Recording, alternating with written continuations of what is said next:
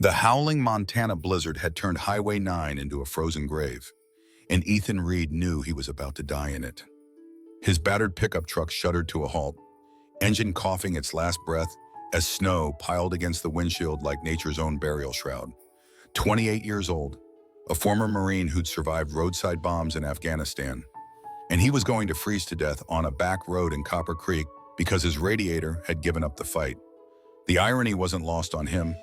Marcus would have laughed at that, if Marcus were still alive to laugh at anything. Ethan pulled his military jacket tighter, the engagement ring on his finger catching what little light filtered through the storm, the ring Marcus had given him before their final deployment, before the IED that took everything that mattered, before Ethan learned that coming home meant nothing when you had no one to come home to. Through the whipping snow, a faint glow beckoned from beyond a stand of pine trees. Cross Creek Ranch, according to the weathered sign that swayed violently in the wind. Ethan grabbed his duffel bag, knowing he had no choice but to trust strangers or become another casualty that winter claimed. He stumbled through knee-deep drifts, each step a small victory against the cold that wanted to drag him down. The ranch house appeared through the white curtain like a mirage, warm light spilling from its windows, smoke curling from the chimney in defiance of the storm's fury. That's when he heard the scream, a child's voice, high and terrified, cutting through the wind like a blade. Ethan dropped his bag and ran toward the sound, his Marine training kicking in even as his muscles protested the cold. Behind the house, near a massive barn, he saw her, a little girl with dark braids pressed against the fence, her small body frozen in terror. And charging toward her with the fury of a locomotive was the most magnificent and dangerous horse Ethan had ever seen. Black as midnight, eyes wild with pain and rage, the stallion bore down on the child like vengeance itself. Thunder. His mind registered automatically, recognizing the legendary Mustang even through the chaos. Ethan didn't think. He vaulted the fence and threw himself between the horse and the girl, his hands raised, his voice cutting through the storm with the same authority he had once used to command Marines under fire. Not a shout, not a threat, but something deeper, something that spoke the language of wounded things. The horse stopped. Just stopped, as if Ethan's voice had reached something broken inside its magnificent chest. Steam rose from Thunder's nostrils as he stood trembling, caught between rage and recognition, while the little girl sobbed behind Ethan's protective stance. That's how Daniel Cross found them. The rancher burst from the house, his face white with panic, snow clinging to his dark hair as he processed the impossible scene before him. His daughter, safe, the untamable horse that had terrorized 28 cowboys, standing docile, and a stranger with gentle hands and eyes that held depths Daniel couldn't begin to fathom. Life has a way of bringing people together when they need each other most, even when they don't know they're looking for salvation. Sometimes it takes a storm to show us that the very thing we fear might be exactly what we need to heal. If you're drawn to stories of unexpected connections and second chances, don't forget to follow Heart Stories for more tales that remind us how love finds a way, even in the darkest winters. The silence that followed was broken only by Emma's quiet sobbing and the wind that still howled through the barn rafters. Daniel Cross stood frozen, watching this stranger who had just accomplished what no cowboy had managed in 18 months. Thunder, the Mustang that had become a symbol of everything broken on his ranch, stood trembling but calm beside Ethan Reed. Emma clung to her father's legs, her small hands still shaking from the terror that had nearly claimed her life.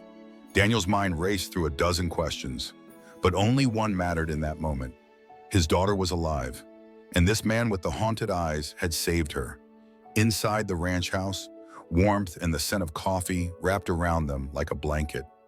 Emma curled on the sofa, her brown eyes never leaving Ethan as he sat by the fire, steam rising from his wet clothes. Daniel handed him a mug, their fingers brushing briefly, and something electric passed between them that neither man was ready to acknowledge. That's when Ethan noticed the piano. It sat in the corner like a forgotten memory, its ebony surface dulled by dust and grief. Without thinking, he moved toward it, his fingers finding the keys with the certainty of muscle memory. The first notes of Chopin's Nocturne in E-flat filled the air, soft and melancholy, a piece he'd learned during his recovery at Walter Reed when the nightmares made sleep impossible. Emma gasped, her eyes wide with recognition. Daniel's coffee mug slipped from his hands, shattering against the hardwood floor as memories crashed over him like a wave. Sarah used to play that piece every evening after dinner, her slender fingers dancing across the keys while Emma hummed along. But it was what happened next that changed everything. Through the window, they could see Thunder in his paddock, and the magnificent stallion had stopped his restless pacing. The horse stood perfectly still, his ears forward, listening to the music that drifted through the cold night air. For the first time since Sarah's death, Thunder looked peaceful. Emma whispered what they were all thinking. Mama used to play that song for Thunder when he was scared. Daniel felt tears he'd been holding back for 18 months finally break free. This stranger, this man who'd appeared from nowhere in the middle of a blizzard, had somehow reached both his daughter and the horse that grief had driven mad. As the last notes faded into silence, Ethan looked up to find Daniel and Emma watching him with expressions he'd almost forgotten how to recognize. Not pity, not judgment, but something that felt dangerously close to acceptance. For the first time since Marcus died, Ethan felt like he might belong somewhere. Sometimes healing doesn't come from forgetting our pain, but from finding someone who understands it without words. Music, like love, has the power to reach the places where our deepest wounds hide, reminding us that we're never as alone as we think we are. 3 weeks had passed since Ethan Reed arrived at Cross Creek Ranch, and the walls that both men had built around their hearts were beginning to crack. What started as shelter from a storm had become something neither man dared to name, though Emma saw it clearly in the way her father's eyes lingered on Ethan during breakfast, and how Ethan's smile had become real instead of polite. It was during one of their evening talks by the fire that Daniel finally spoke the words that had been suffocating him for years. His voice trembled as he told Ethan about Sarah, about their marriage that had been built on love but not passion, about the truth they'd both carried in silence. Sarah knew from the beginning that Daniel was attracted to men. She'd seen it in the way his gaze would follow certain cowboys, in the careful distance he maintained from intimacy that went beyond affection. But she'd also seen the gentle soul beneath his confusion, the man who would love her daughter fiercely even if he couldn't love her the way society expected. Their marriage had been what people whispered about in more accepting circles, a lavender marriage where two souls found safety in each other's secrets. Sarah had her music, her quiet rebellion against a world that demanded she be less than she was. Daniel had his ranch, his purpose, his chance to be the father he'd always wanted to be. But Sarah's dying words haunted him now. Find someone who makes you feel alive. Daniel, don't spend your life hiding from who you are meant to love. Ethan listened without judgment, his own story pouring out in return. He spoke of Marcus Torres, the fellow Marine who'd become his everything during their deployment. How they'd planned a life together, how Marcus had proposed in a bombed-out building in Kandahar with a ring he'd carried for months.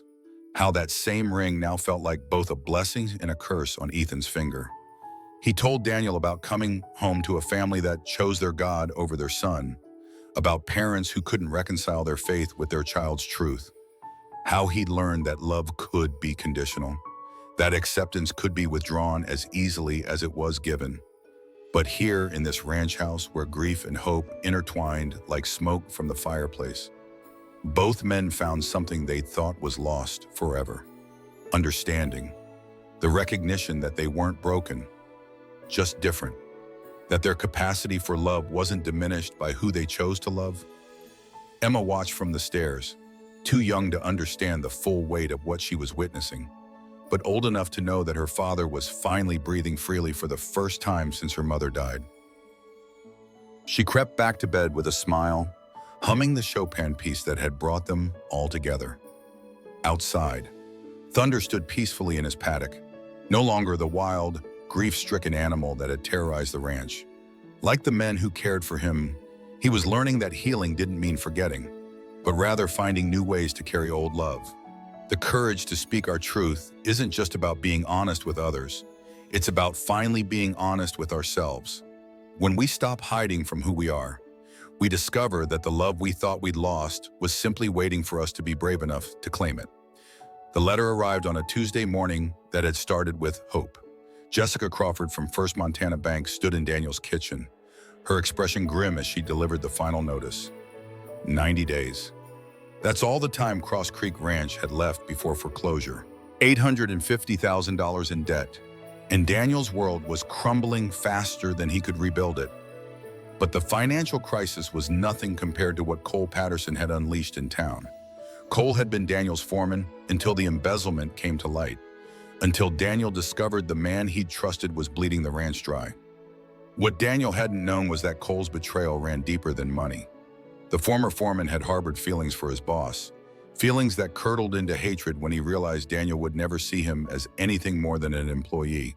Now Cole was spreading poison through Copper Creek, whispering about the stranger living at the ranch, about Daniel's unnatural interest in the man who'd tamed Thunder. In the Rusty Spur Tavern, Cole painted pictures with his words that made good Christian folk clutch their pearls and whisper prayers for Emma's soul. The phone call that shattered their fragile peace came at dawn. Margaret Whitman's voice was ice-cold authority as she informed Daniel that she and Robert were coming to collect their granddaughter. Sarah's parents had heard the rumors, had consulted their lawyer, and decided that Emma deserved a proper Christian home away from whatever ungodly influences had taken root at Cross Creek Ranch. Ethan found Daniel sitting on the porch steps, head in his hands, the weight of impossible choices crushing his shoulders. The custody papers lay scattered at his feet like fallen leaves, each page a threat to tear apart the family they'd been building in the shadows of grief and hope. Emma doesn't know yet," Daniel whispered, his voice broken. "How do I tell her that loving someone like you might cost me my daughter?" That's when the real test began. The exhibition was in 2 weeks. The annual event where Thunder's story would be displayed before the entire community. The bank would be watching, child services would be evaluating, and every eye in Copper Creek would be judging whether Daniel Cross was fit to keep his ranch and his child. But Cole Patterson had one more card to play. The night before the exhibition, he slipped into Thunder's stall with a syringe full of sedative, enough to make the magnificent stallion docile for the crowd, enough to ensure that Ethan would fail spectacularly when he tried to work with the horse everyone expected to see wild and dangerous. What Cole didn't anticipate was how the drug would interact with Thunder's already fragile emotional state. Instead of calm, the sedative triggered something primal and terrifying in the Mustang. As the crowds gathered and the cameras rolled, Thunder became more dangerous than he'd ever been. 1,000 pounds of drug confusion and rage. Ethan stepped into that arena knowing something was wrong, seeing the glazed look in Thunder's eyes, understanding that this wasn't the horse he'd been working with for weeks, but Emma was in the stands, and Daniel's future hung in the balance. And sometimes love demands that we face the impossible. The attack came swift and brutal. Thunder, lost in chemical confusion, charged with deadly intent. Ethan went down hard, ribs cracking against the arena wall, consciousness shimming as he tried to roll away from hooves that could crush him. That's when Daniel Cross made the choice that would define the rest of his life. He vaulted into the arena, placing himself between the drugged horse and the man he loved, his voice cutting through the crowd as he shouted words that echoed across the stunned crowd. "I love him. Don't you understand?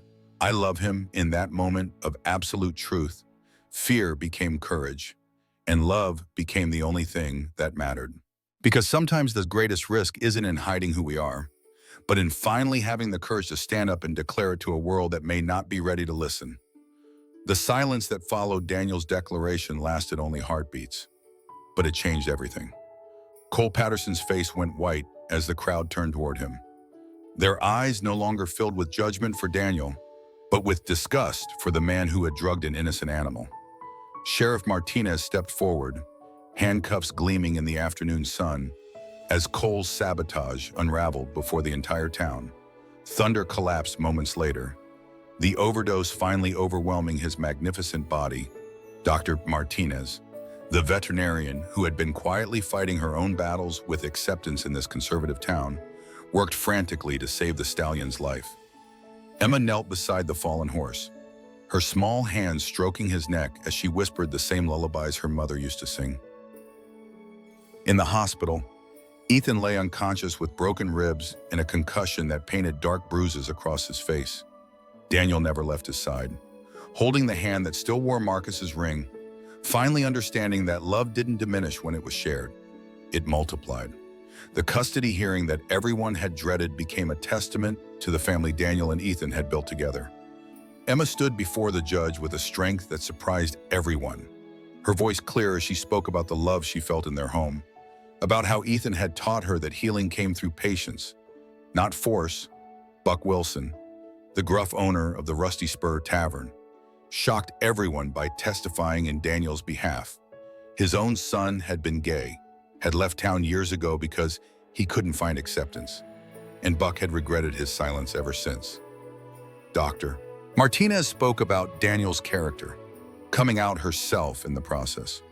Her voice steady as she declared that love made families stronger, not weaker. The Whitman family's case crumbled like a house built on sand. Judge Morrison, a fair woman who valued truth over prejudice, saw through their manufactured outrage to the love that bound Daniel, Ethan, and Emma together. The custody challenge was dismissed. The ranch was saved through community support that surprised everyone, and Cole Patterson faced charges that would keep him away from their family forever. Thunder survived, forever changed by his brush with death, but no longer wild with grief. Under Ethan's gentle guidance, the stallion became a therapy horse, helping other wounded souls find their way back to trust. The ranch transformed into a healing center for LGBTQ veterans, a place where love conquered the demons that war and rejection had planted in broken hearts. 18 months later, Cross Creek Ranch buzzed with quiet joy as Daniel and Ethan exchanged vows in a small ceremony that felt as natural as breathing. Emma walked between them, scattering flower petals and beaming with the kind of happiness that children radiate when they know they are truly loved and safe. Ethan wore Marcus's ring on a chain around his neck now, no longer a symbol of loss, but a bridge between the love he'd found and the love he'd never forgotten. Thunder grazed peacefully in the meadow beyond the altar, his foals playing in the Montana sunshine, living proof that broken things could heal and create new life. That evening, as the last guest departed and Emma fell asleep between her two fathers on the couch, Daniel and Ethan sat on their porch watching the sunset paint the sky in shades of hope. They had learned that courage wasn't the absence of fear, but the decision to love despite it. Have you ever had to choose between hiding who you are and risking everything for love? Share your story with us in the comments below. And if Daniel and Ethan's journey touched your heart, follow Heart Stories, where every tale reminds us that love always finds a way home.